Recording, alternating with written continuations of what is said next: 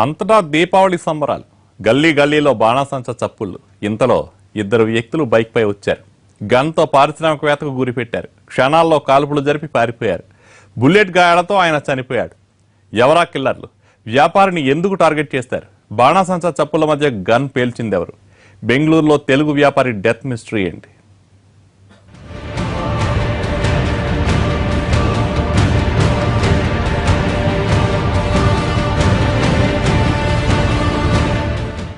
బెంగళూరులో తెలుగు పారిశ్రామికవేత్త పరుచూరి సురేందర్ కుమార్ దారుణ హత్యకు గురయ్యాడు. రాత్రి ఆఫీసులో దీపావళి సంబరాలు ముగించుకుని వచ్చిన ఆయన్ని ఇంట్లోకి వెళుతుండగా ఇద్దరు దుండగులు గన్తో కాల్చి పారిపోయారు. పరుచూరికి హెబ్బాల్లో ఆఫీసు ఉంది. ఆదివారం రాత్రి ఆఫీసులో దీపావళి సంబరాలు జరిగాయి. అక్కడ సెలబ్రేషన్స్ ముగించుకున్న సురేందర్ కుమార్ 9:30 సమయంలో సంజయనగర్లోని ఇంటికి వచ్చారు. అప్పటికే ఇంటి దగ్గర పల్సర్ బైక్ పై ఇద్దరు వ్యక్తులు మాటు వేశారు. ఇంట్లోకి వెళ్లేందుకు కారులోంచి దిగిన సురేందర్ పై 6 రౌండ్ల కాల్పులు జరిపారు. తలలోకి, కడుపులోకి 6 బుల్లెట్లు దూసుకెళ్లాయి. అప్పటికే ఆ వీధిలో దీపావళి సంబరాలు జరుగుతున్నాయి. బాణాసంచా పేలుళ్లతో అంతా సందడిగా ఉంది. తుపాకీ పేలిన శబ్దం వినిపించినా బాణాసంచా అనుకున్నారు. దీంతో దుండగులు ఈజీగా తప్పించుకుపోయారు. రక్తపు మడుగులో కొట్టుకుంటున్న సురేందర్ను ఆయన మేనేజర్ గమనించారు. స్థానికుల సాయంతో అక్కడే ఉన్న ఎంఎస్ రామయ్య ఆసుపత్రికి తరలిస్తుండగా సురేందర్ దారిలోనే చనిపోయారు.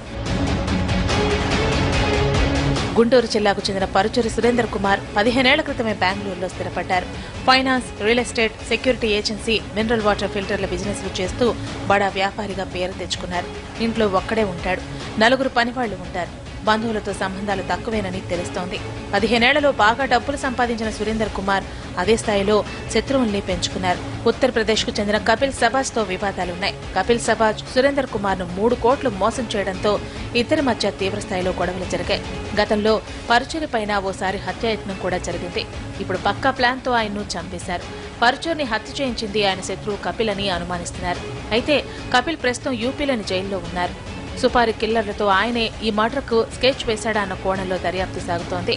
ಮನೆಗೆ ಬಂದು ಮನೆ ಮುಂದೆ ಕಾರಿಂದ ಇಳಿದು ಹೊರಗಡೆ ಹೋಗ್ತಾ ಇರಬೇಕಾದ್ರೆ ಅಪರಿಚಿತರು ಬಂದು ಅವ್ರ ಮೇಲೆ ಗುಂಡಾರಿಸಿದ್ರು. చర్యల మీద ఆసుపత్రి తీసుకెళ్ళినది నేను కంట్రోల్ రూమ్కి ఫోన్ చేసి కన్సర్న్ పోలీసు అధికారులకు అందరికీ తెలియపరిచాను.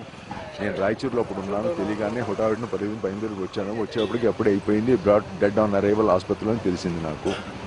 ఇక మిగిలిన వాళ్ళు పోలీసు వాళ్ళు వాళ్ళ కార్యక్రమంలో వాళ్ళు తనిఖీ వాళ్ళు చేపట్టారు వాళ్ళకి తెలిసిన రీతిలో. పరుచూరి గ్లోబల్ ఫౌండేషన్ పేరిట వేర్వేరు సామాజిక కార్యక్రమాలు, వ్యాపార లావాదేవీలు నిర్వహిస్తున్నారు సురేందర్ కుమార్. అనేక రకాల వ్యాపారాలు చేసిన పరుచూరిపై చాలా చీటింగ్ కేసులున్నట్లు తెలుస్తోంది. ఫైనాన్స్ వ్యాపారం చేసిన పరుచూరిపై అనేక చెక్ బౌన్స్ కేసులున్నాయి. ఇటీవల కేరళకు చెందిన వ్యాపారిపై కోర్టులో కేసు గెలిచాడు.